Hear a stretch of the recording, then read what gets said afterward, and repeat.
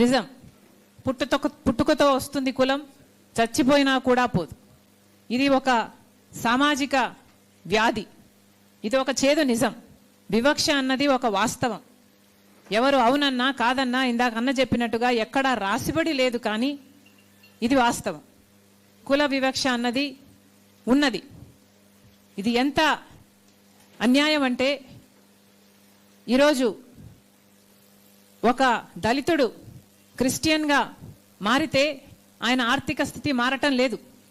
ఒక దళితుడు క్రిస్టియన్గా మారితే ఆయన సామాజిక స్థితి మారటం లేదు. ఒక దళితుడు క్రిస్టియన్గా మారితే ఆయన మీద జరిగే అవమానాలు తగ్గటం లేదు. ఒక దళితుడు క్రిస్టియన్గా మారినంత మాత్రాన వాళ్ళ మీద దాడులు తగ్గటం లేదు. దళితుల్ని దళితులుగా చూస్తున్నారు కాబట్టే వాళ్ళ మీద ఇన్ని దాడులు జరుగుతున్నాయి.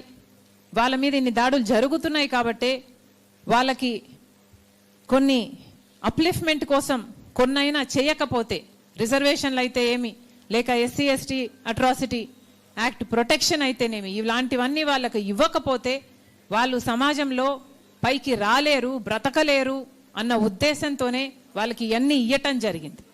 ఒకవైపు ఇస్తూ, ఒక చేత్తో ఇస్తూ ఇంకో చేత్తో మళ్ళీ లాగేసుకున్నట్టుగా వాళ్ళు క్రిస్టియన్స్ అయితే ఇవి వర్తించదు అనడం చాలా చాలా అన్యాయం. అంతేకాదు, ఒక ఎస్టీ మతం మారినా క్రిస్టియన్ అయినా ఒక ఎస్టీయే, మళ్ళీ రిజర్వేషన్లు అప్లై అవుతాయి. ఒక బీసీ మతం మారినా రిజర్వేషన్లు అప్లై అవుతాయి. ఒక ఓసీ మతం మారినా అప్లై అవుతాయి. కానీ ఒక ఎస్సీకి మాత్రం ఇది అప్లై కాదు అంటే ఇది నిజంగానే చాలా దురదృష్టకరం. ఇది ఎవరూ కూడా అంగీకరించలేదు. ఏ కులం వాళ్ళు కూడా ఇది న్యాయం అని చెప్పారు అంటే వాళ్ళు బయస్డ్గా చెప్తున్నారనే అర్థం. నిన్న ఇచ్చిన తీర్పులో ఇది కూడా చాలా స్పష్టంగా చెప్పడం జరిగింది. రీకన్వర్షన్ జరిగితే మళ్ళీ ఏ కులంలో పుట్టారో మళ్ళీ ఆ కులానికే వాళ్ళు చెందే అవకాశం ఉంది అని. అంటే సుప్రీంకోర్టే ఒప్పుకుంటున్నట్టు కదా, కులం అన్నది పుట్టుకతో వస్తుంది అని వాళ్ళంతకు వాళ్ళే ఒప్పుకున్నట్టయింది.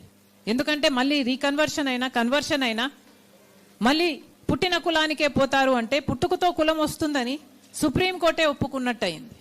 అంతేకాదు, దీంట్లో అసలు నాస్తికుల పరిస్థితి ఏమిటి? పారాగ్రాఫ్ 3లో క్రిస్టియన్స్, సిక్కులు, బుద్ధిస్టులు వీళ్ళ ముగ్గురినే చేర్చారు అంటే వీళ్ళు మాత్రమే ఎస్సీలుగా పరిగణించాలి అంటే మరి నాస్తికుల పరిస్థితి ఏమిటి? అంటే ఎస్సీగా పుట్టిన వాళ్ళు, దళితులుగా పుట్టిన వాళ్ళు నాస్తికులుగా ఉండే హక్కు కూడా లేదా? ఎవరిని నమ్మకుండా ఉండే హక్కు కూడా లేదా? ఎవరిని నమ్మాలో కూడా కాన్స్టిట్యూషనే నిర్ణయిస్తుందా? ఇది ఎక్కడి విచిత్రం? నిజంగానే ఇది ఖండించతగినదే. నిజంగానే ఎవరూ కూడా దీనికి ఒప్పుకోరు. ముఖ్యంగా మన రాష్ట్ర విషయానికి వస్తే చాలామంది మాలా మాదిగా కులాలకు, సబ్ కాస్ట్లకు చెందిన వాళ్ళు, దళిత కులాలకు చెందిన వాళ్ళు చాలామంది క్రైస్తవ మతంలో ఉన్నవాళ్ళే.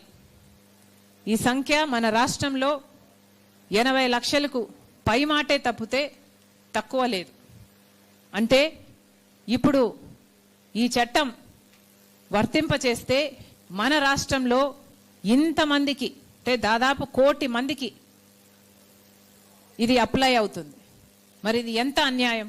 అంటే మన జనాభాలో దాదాపు 20%కి అన్యాయం జరుగుతుంది. అంటే మన రాష్ట్రంలో మనం ఇంతమంది ఉండికి కూడా వాళ్ళకు అన్యాయం జరుగుతుంటే అది ఆపలేకపోతే ఇక ఇంతమంది ఉండి ఏం లాభం? కాబట్టే అందరం కూడా అర్థం చేసుకోవాలి, నాయకులు ముఖ్యంగా అర్థం చేసుకోవాలి. దళితులకి ఈ రిజర్వేషన్లు ఇవ్వకపోతే వాళ్ళు బ్రతకలేని పరిస్థితి. దళితులకి ఉద్యోగాలలో అయినా, లేక విద్యలోనైనా, లేక రాజకీయ ఆపర్చునిటీస్లోనైనా వీళ్లకు ఈ రిజర్వేషన్లు అన్నవి వర్తింప చేయకపోతే వాళ్ళ ఐడెంటిటీ, వాళ్ళ సస్టెనెన్స్కే ఇది ముప్పు. అంతేకాదు, ఇంకా ముఖ్యం ఏమిటంటే వాళ్ళ లైఫ్కు కూడా ఒక అష్యూరెన్స్ ఉండాలి. అంటే ఎస్సీ ఎస్టీ అట్రాసిటీ యాక్టు వాళ్ళకు వర్తింప చేస్తేనే వాళ్ళ లైఫ్కు కూడా ఒక సెక్యూరిటీ ఉంటుంది. లేకపోతే అసలు ప్రాణాలు గుప్పెట్లో పెట్టుకొని ఎప్పుడు ఎవరు దాడి చేస్తారో తెలియక ఇక వాళ్ళకు కనీసం లైఫ్ సెక్యూరిటీ కూడా ఒక దేశంలో ఉంటూ అది కల్పించలేకపోతే ఇక ఆ దేశంలో బ్రతకడం ఎందుకు? ఇక ఆ దేశం వాళ్లకు ఏమిచ్చినట్టు? ఇవన్నీ కూడా పాలకులు ఆలోచన చేసుకోవాలి. ముఖ్యంగా టీడీపీ అయినా వైసీపీ అయినా మన రాష్ట్రంలో ఇంత పెద్ద పెద్ద పార్టీలు ఉన్నాయి, కానీ వీళ్ళెవ్వరూ ఇప్పుడు మాట్లాడటం లేదు. చంద్రబాబు గారు మాట్లాడటం లేదు, జగన్మోహన్ రెడ్డి గారు మాట్లాడటం లేదు. ఇక కేంద్రంలో ఉన్న బీజేపీ అయితే మొత్తానికే మాట్లాడరు. ఎందుకంటే వాళ్ళ అజెండానే దళితులు ఉండకూడదు, క్రిస్టియన్లు ఉండకూడదు, ముస్లింలు ఉండకూడదు. ఈ దేశంలో ఈ 3 వర్గాల వాళ్ళు ఉండకూడదు. వీళ్ళ మీద చేస్తే దాడులు చేయాలి, వాళ్ళను చంపేయాలి. ఒకవేళ వాళ్ళు మిగిలినా కూడా సెకండ్ గ్రేడ్ సిటిజన్స్గా మిగలాలి, ఇన్ఫీరియర్ సిటిజన్స్గా మిగలాలి. బీజేపీ అధికారంలోకి వచ్చినప్పటి నుంచి ఇదే బీజేపీ వైఖరి. మతం కులం పేరుతో చిచ్చు పెట్టాలి, ఆ మంటలో వీళ్ళు చలిగాచుకోవాలి. ఏ ఎలక్షన్ వచ్చినా సరే పోలరైజ్ చేయాలి.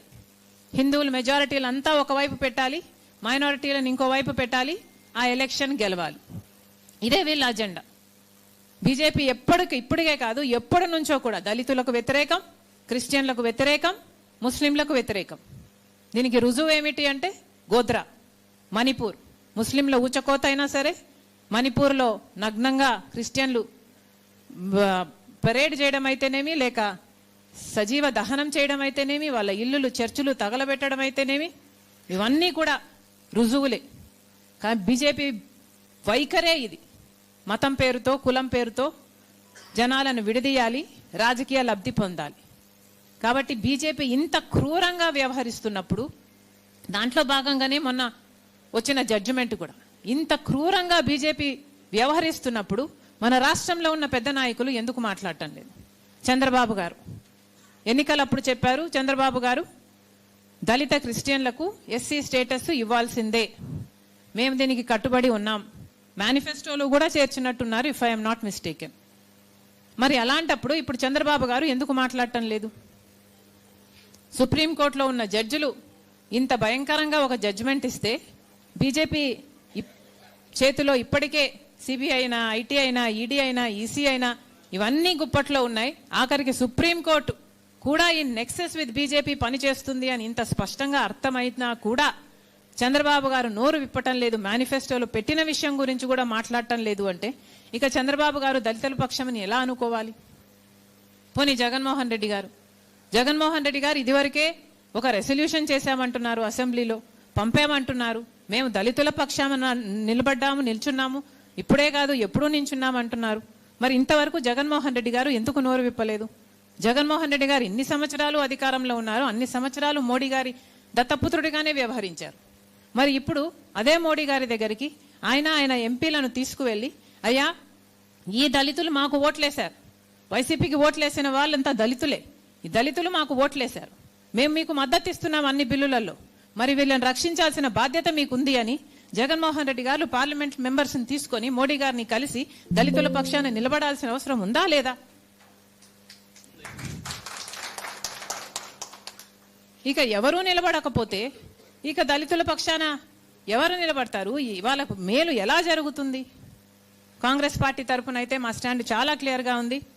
జేడి సిలమన్న గారు చెప్పినట్టుగా 1996లోనే పివి నరసింహరావు గారు ప్రధానమంత్రిగా ఉన్న రోజుల్లోనే క్యాబినెట్లో దీన్ని ఆమోదించడం జరిగింది.